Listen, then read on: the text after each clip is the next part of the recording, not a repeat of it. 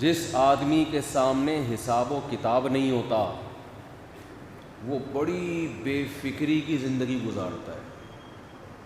جیسے آج دیکھ لیں آپ, اٹھنے کا کوئی ٹائم نہیں, سونے کا کوئی ٹائم نہیں, کھانے کا پینے کا, اپنی ایک حیوانوں جیسی زندگی, بس خواہشات پوری کرنی ہے. اور انسانوں کے حقوق بھی اتنے جتنے آپ کی خواہشات سے متعلق ہو. جن حقوق سے خواہشات پہ زد پڑتی ہے ان حقوق کے بھی یہ قائل بولو نہیں. عورت کا حق ہے اسے بیوی بنایا جائے, یہ گرل فرینڈ بنانے کے قائل ہیں, حالانکہ بیوی بنانے میں اس کو حق بولو زیادہ مل رہا ہے, لیکن اس سے عیاشی میں کمی آ رہی ہے. عورت کا اس حق کے یہ قائل نہیں ہوں گے. ویمن رائٹس کرتے رہیں گے عورتوں کے حقوق, مگر وہ حقوق جس میں مرد کو قربانی دینی پڑے وہ والے حقوق نہیں ہیں. یہ نہیں مانتے گورے کیا لبرل لوگ بھی نہیں مانتے. انسانیت کے حقوق کی صبح و شام باتیں کریں گے مگر باپ اور ماں کو حق دینے کے لیے تیار بولو نہیں, کیونکہ اس سے آپ کی عیاشیوں پہ زد پڑتی ہے. لہذا بوڑھے باپ اور بوڑھی ماں کے حقوق کا کوئی چیپٹر ہی نہیں ہے ان کے ہاں. کسی سے پوچھیں نا, اس لبرل آدمی سے, کسی جو دنیا پرست آدمی ہو, پوچھیں ذرا باپ کے حقوق کیا ہیں, اس کو نہیں پتا ہوں گے. ماں کے کیا حقوق ہیں نہیں پتا ہوں گے. کیوں؟ اس سے آپ کی عیاشیوں پہ زد پڑتی ہے. اولاد کے اتنے حقوق کے قائل ہیں جس سے آپ کی عیاشیاں خراب نہ ہوں. بس اس سے زیادہ آپ جاؤ گے جہاں آپ کی ذمہ داریاں بڑھ رہی ہوں, ان حقوق کے یہ قائل بولو نہیں. اور عجیب بات آپ کو بتاؤں کہ انسانوں میں بھی ان انسانوں کے حقوق کے قائل ہیں جو اپنے حق میں آواز اٹھا سکتا ہے. وہ انسان جو کسی عدالت میں نہیں جا سکتا اس کا کوئی حق نہیں ہے. اسلام نے ماں کو جب حمل ٹھہر جائے اس حمل کی حفاظت والدین کے ذمے لازم قرار دی ہے. اس حمل کو گرانے کی اجازت بولو نہیں دی. لبرل لوگوں کے ہاں اس حمل کو گرا دو کوئی گناہ نہیں ہے, کوئی گناہ نہیں ہے. سے 14-15 سال پہلے ہمارے ایک دوست تھے, انہوں نے مجھے انٹرنیٹ پہ سرچ کر کے بتایا کہ یورپ میں ایک قانون بن رہا ہے کہ اگر کسی لڑکی کو پریگننسی ہو جاتی ہے تو وہ پریگننسی گرا نہیں سکتی. یورپ ایسے قوانین اس لیے بناتا ہے کہ ان کے ہاں گروتھ ریشو بہت گر رہا ہے. میں نے خود پھر BBC میں یہ خبر پڑھی اور میں نے اس کا حوالہ بھی نوٹ کیا. میری جو کتاب ہے اس کے اندر وہ لنک بھی ہوگا. وہ خبر یہ تھی کہ اگر کسی لڑکی کے ساتھ جبری زنا ہوتا ہے, جبری, اور اس کو حمل ٹھہر جاتا ہے تو زنا تو غلط ہوا, جبری ہوا ہے نا ان کی رائے میں. ہمارے ہاں تو جبری ہو یا رضا کے ساتھ ہو دونوں کیا ہیں غلط ہیں, ان کے ہاں جبرن غلط ہے. تو اگر پریگننسی ہو گئی تو جبری زنا کے نتیجے میں بھی اگر لڑکی کو پریگننسی ہوگی تو اسے حمل گرانے کی اجازت بولو نہیں ہو. ان کا مقصد اس حمل کے حقوق نہیں ہے, ان کا مقصد اپنی ریاست کو بچانا ہے کہ گروتھ ریشو کیا ہو رہا ہے, گر رہا ہے. تو چلو جس طرح سے بھی پیدا ہوں, حلال ہو حرام ہو ناجائز ہو جبرن ہوں تو صحیح. تو ہمیں الٹی پٹیاں پڑھائی ہوئی ہیں ان لوگوں نے کہ 2 بچے 2 ہی اچھے ہیں. ان کے یہاں نہیں ہے یہ بچے 2 ہی اچھے ہیں.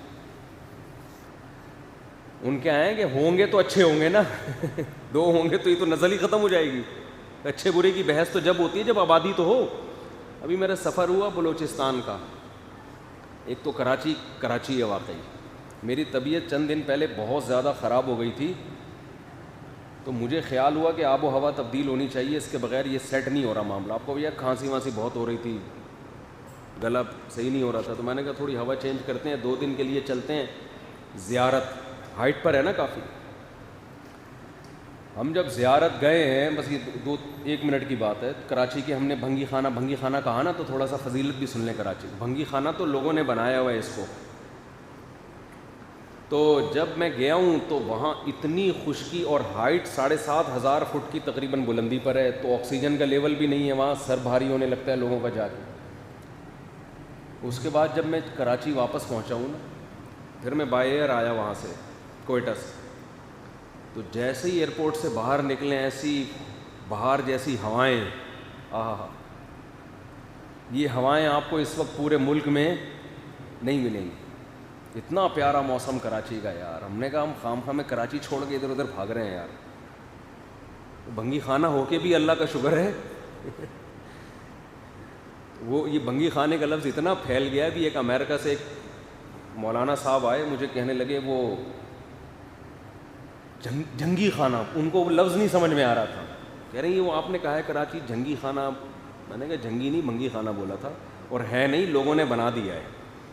تو اتنی بہترین ہوائیں، ابھی 1 مہینہ کے لیے لاہور سے ہمارے کوئی ریلیٹیو آئے ہوئے تھے، 1 مہینہ رہ کر گئے کراچی، کہنے لگے یار تم لوگ تو جنت میں رہ رہے ہو۔ 1 مہینے انہوں نے گرمی ایک دن بھی نہیں دیکھی، اور واقعی 1-1.5 مہینے سے کیسی بہترین ہوائیں چل رہی ہیں۔ گرمی پڑتی ہے چند دن، اور وہ بھی پھر اگلے دن بعض دفعہ موسم چینج ہو جاتا ہے، جیسے ایک دن شدید گرمی پڑی، 2 دن کے بعد ہوائیں چلنا شروع۔ جیسے ہی میں ایئرپورٹ پہ سے باہر نکلا ہوں نا، میں نے کہا اللہ ایسا مزیدار زبردست، کیا بہاریں آئے یار، اور آج 2-3 دن سے بارش ہو گئی تو اور ہٹو بچو ہو گئے۔ بارش کے بعد تو مچھر کا پروگرام چلے گا وہ، لیکن یہ میں ویسے ہی ایک پیغام دے رہا ہوں پاکستان والوں کو کہ موسم کہاں کا ہے؟ کراچی کا ہے۔ آؤ آج کل آؤ، دیکھو کیسا مزہ آئے گا آپ۔ جولائی اگست میں کتنا زبردست، اور شام کی ہوائیں کتنی خوبصورت ہوتی ہیں یہاں، اور ذرا ہوٹلوں میں آپ کو میں لے کے جاؤں گا انشاءاللہ، ذرا یہ ہائی وے کی طرف آپ ذرا چلیں، کباب جی اور حویلیاں، اور ذرا کھا کے دیکھو، مزہ نہ آئے آپ ہی کو پیسے دینے پڑیں گے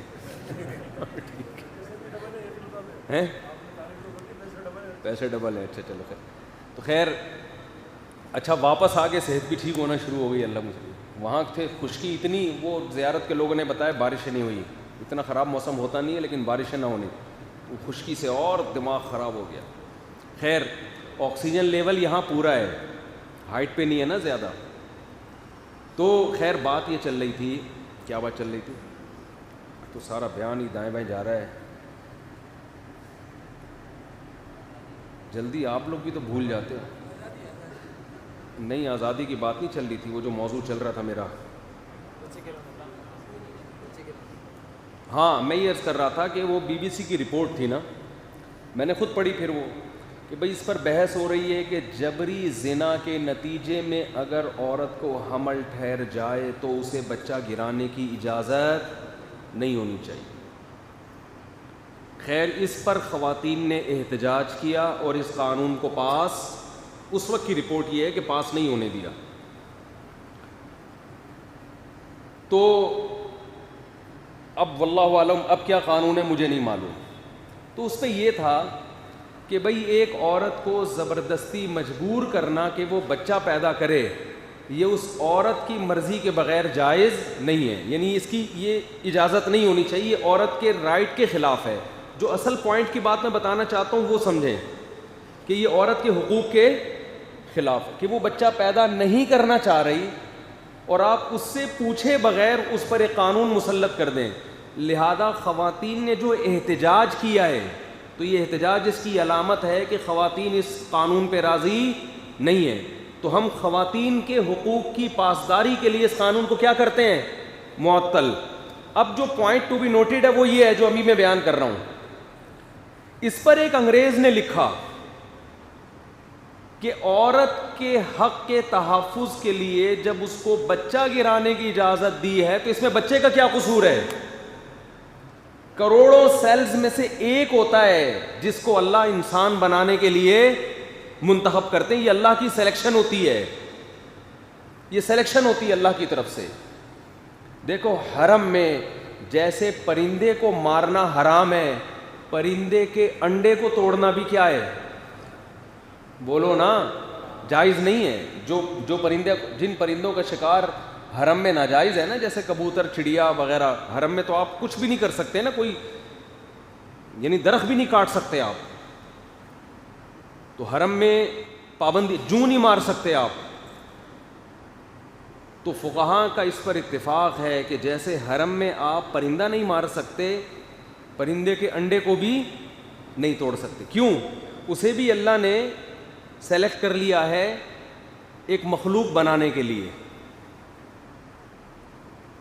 تو آپ بتاؤ کہ حرم میں ایک پرندے کی انڈے کی ویلیو ہے، تو ماں کے پیٹ میں جو انسان جس کی اللہ نے سلیکشن کی ہے پیدائش کے لیے، اس کی حیثیت نہیں ہوگی خدا کی نظر میں؟ تو اس گورے نے لکھا، انگریز نے، اس نے لکھا کہ یہاں خواتین کے حقوق کا تو خیال کیا جا رہا ہے، لیکن اس بچے سے نہیں پوچھا جا رہا. وجہ کیا ہے؟ وہ بچہ کسی عدالت میں جا نہیں، اسے تو پتہ ہی نہیں میرے ساتھ ہو کیا رہا ہے.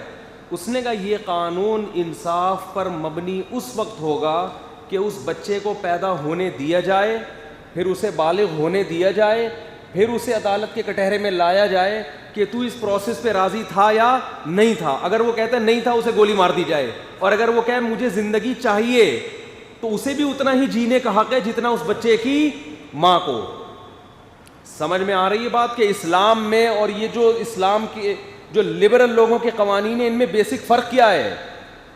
یہ صرف ان حقوق کی بات کرتے ہیں جن حقوق پر آواز اٹھانے والے لوگ موجود ہیں، جن سے آپ کے ذاتی مفاد پہ زد پڑ رہی ہو.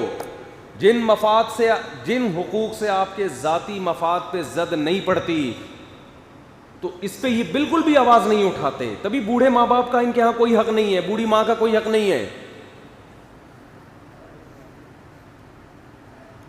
اسلام نے اور ایک دن کا بھی حمل ہو، عورت کو اس کو گرانے کی اجازت بولو نہیں دی ہے. اور اگر اس میں جان پڑ گئی ہے، 4 مہینے کا ہو گیا ہے حمل، پھر تو کسی قیمت میں، اس سے پہلے مجبوری میں گرا سکتی ہے، اس لیے کہ ابھی انسان نہیں ہے. ماں کی زندگی کو بچانے کے لیے 4 مہینے سے پہلے جو حمل ہے، کیونکہ 2 زندگیاں ہیں نا، ایک ماں کی زندگی جو حقیقت میں زندہ ہے، اور ایک وہ زندگی جو کنفرم نہیں ہے. تو ماں کی زندگی کو بچانے کے لیے اس حمل کو گرایا جا سکتا ہے. لیکن فقہا کا اتفاق ہے کہ اگر بچے کو 4 مہینے ہو گئے تو جتنا ماں کو جینے کا حق ہے اتنا ہی اس بچے کو بھی. اب کسی ایک کی زندگی کو بچانے کے لیے کسی دوسرے کا قتل جائز نہیں ہے. ہمارے پاس تو لوگ مسائل پوچھتے ہیں صبح شام کہ ماں کے پیٹ میں بچہ ہے، ڈاکٹروں نے کہا کہ معذور ہے. کتنا ٹائم ہو گیا بھائی؟ 6 مہینے کا ہو گیا، معذور ہے. بعض دفعہ ڈاکٹر بھی کہہ رہے ہوتے ہیں گرا دو اس کو، یہ معذور ہے، ساری زندگی کی ٹینشن ہے. کہتے ہیں بھائی میں کیسے قتل کی اجازت دے دوں؟ اگر بچہ پیدا ہونے کے بعد معذور نکلے تو کیا قتل کرو گے اس کو؟ بولو نا، قتل کرو گے؟ تو ایسے ماں کے پیٹ میں بھی معذور ہے تو کیا کرنا ہے؟ تقدیر کا حصہ سمجھ کے برداشت کرنا ہے. اسی وجہ سے تو دیندار لوگ ڈپریشن میں نہیں جاتے، اور بے دین کس میں چلے جاتے ہیں؟ ڈپریشن میں. دیندار آدمی جو مصیبت اللہ نے دی ہے اس کو کس کی طرف منسوب کرتا ہے؟ اللہ کی طرف، کہ اس میں میرا فائدہ ہوگا. معذور ہے، صحت مند ہے، کس کی قسمت کا؟ میری قسمت. کوئی بات نہیں، اس معذور کی خدمت پہ اللہ میرے گناہوں کو معاف کرے گا. ہم نے تو اپنے بچپن میں دیکھا ہے، بچہ معذور پیدا ہوا، 10 سال باپ اس کو ویل چیئر پہ لے کے گھومتا رہے، ایک دن بھی پیشانی پہ لکیریں نہیں آئیں. بچہ جب بڑا ہو گیا نا تو اس کو ویل چیئر پہ 10 سال ویل چیئر پہ گھمایا. کیوں؟ اللہ پہ اعتماد ہے، اللہ پہ توکل ہے. بھائی میری قسمت کا. میں جب بھی ان صاحب سے ملتا میں کہتا آپ کا بچہ ہاتھ پاؤں ٹیڑھے، آپ اس کو سارا دن بیچارے کو لے کے باپ تو نہیں چھوڑتا. اسی لیے تو اللہ نے ماں باپ کا بڑا حق رکھا ہے بھائی. جو سب سے زیادہ معذور ہوتا ہے ماں باپ کا چہیتا بھی سب سے وہی ہوتا ہے. تو وہ لے کے گھومتے تھے اس کو. ہم جب پوچھتے کہ انکل آپ تھک نہیں جاتے؟ انہوں نے کہا بیٹا شاید یہی قیامت کے دن ہماری بخشش کا ذریعہ بن جائے. بے دین آدمی ڈپریشن میں جاتا ہے، یہ کیا ہو گیا، میں نے تو بڑے خواب دیکھے ہوئے تھے، میں یوں کروں گا، میں یوں کروں گا، میں ایسے کروں گا، یہ تو ٹینشن پیدا ہو گئی. وہ تو چاہے گا ماں کے پیٹ میں ہی اس کو مار دیا جائے، کیونکہ اسے پتہ ہے کہ ماں کے پیٹ میں ماروں گا تو کوئی پوچھنے والا نہیں ہے.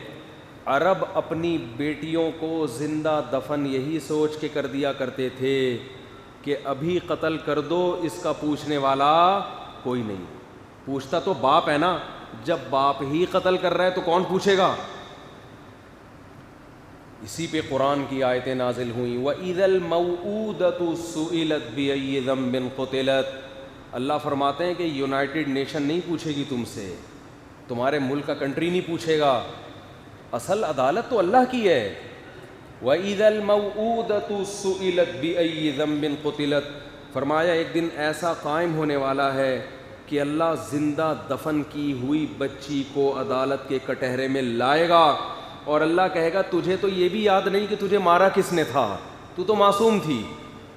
عرب کیا کرتے تھے، احادیث میں اور تاریخ کی کتابوں میں ہے کہ جیسے ہی بچے کی ولادت ہونے کا ٹائم آتا تو بچے کی ماں جو دائی ہوتی ہے نا، دائی اس وقت عورت کے قریب کوئی عورت ہوتی ہے نا، دائیاں ہوتی ہیں جو بڑی ایکسپرٹ ہوتی تھیں، تو وہ دائی سے کہتی کہ جیسے ہی پیدا ہو، اگر لڑکا ہے تو بتا دینا.